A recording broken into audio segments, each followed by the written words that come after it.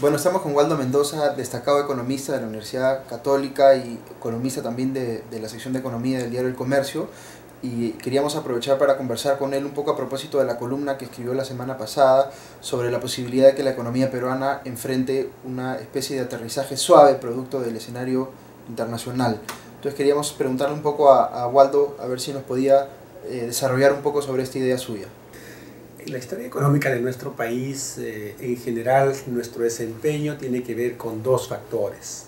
Factores internos, el tipo de política macroeconómica que hagamos, el tipo de modelo de desarrollo que tengamos, y factores internacionales que están fuera de nuestro control. A estos últimos factores podemos llamarle o buena suerte o mala suerte.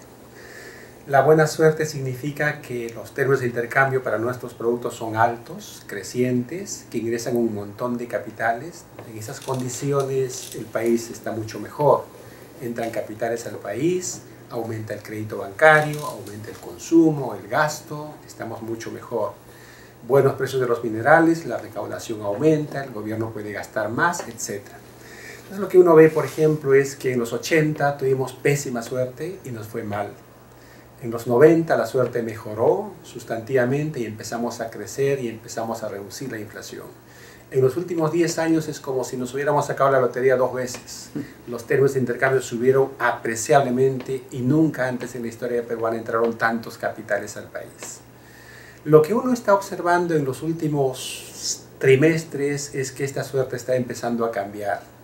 Los términos de intercambio están empezando a reducirse, los capitales están dejando de entrar al ritmo que lo estaban haciendo, entonces uno espera que si la buena suerte está cambiando, uno espera un contexto externo adverso que de alguna manera va a empezar a enfriar la actividad económica en el Perú. Entonces ese es mi escenario, un contexto internacional que se está haciendo un poco más duro para el Perú, términos de intercambio cayendo, capitales que no están entrando al ritmo de antes, y eso, si no hay una reacción gubernamental, implica un ritmo de crecimiento menor en el Perú. No es una cosa dramática, pero digamos, es soñar despierto pensar que podemos crecer 8% alguna vez en este año, el 2014 o el 2015, es imposible. Seguramente vamos a seguir creciendo, seguramente vamos a seguir siendo líderes en el crecimiento en América Latina, pero con tasas de crecimiento cada vez más bajas. ¿En cuánto crees, Waldo, que se podría estabilizar el crecimiento del Perú? Yo diría que en este año menos de 6%, casi con seguridad. El siguiente año alrededor 5% seguramente, ¿no? Y los siguientes a una cifra parecida. Decías en tu columna también que, o invocabas de alguna manera a que se tome más acción en el centro de Lima, en el BCR y en el Ministerio de Economía y Finanzas. ¿Cuáles son tus propuestas de política pública? ¿Qué es lo que se tendría que hacer?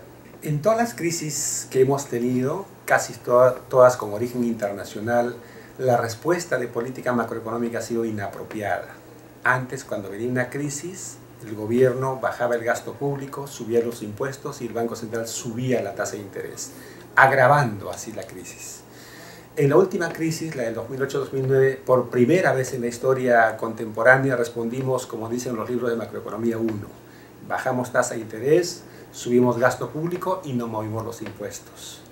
Eso es posible de hacer porque la economía peruana ahora en el Banco Central tiene su chanchito de reservas internacionales netas y en el MEF tiene su chanchito de soles. De tal manera que cuando viene una crisis y temes que la caída puede ser muy fuerte, el Banco Central agarra su chanchito, vende dólares, baja la tasa de interés, el gobierno agarra su chanchito, gasta un poquito más, no cobra más impuestos, entonces luchamos frente a la crisis. La duda es de cuánto tiempo puede ser este enfriamiento de la economía mundial. Si este enfriamiento va a durar 1 año, 2 años, entonces actúas de inmediato y con fuerza. Pero si esperas que esa crisis va a ser más bien larga, duradera, aplicas midiendo exactamente qué debe ser con el gasto público, qué debe ser con la tasa de interés por bastante tiempo, ¿no?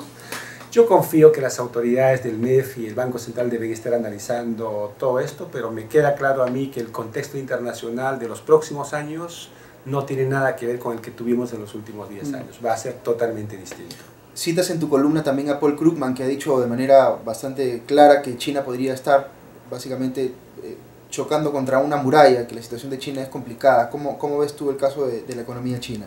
Hay dudas respecto a China. Lo claro es, una cosa más o menos segura también, Es difícil esperar que China crezca al ritmo de 10% en los últimos 10 años. Eso no va a pasar.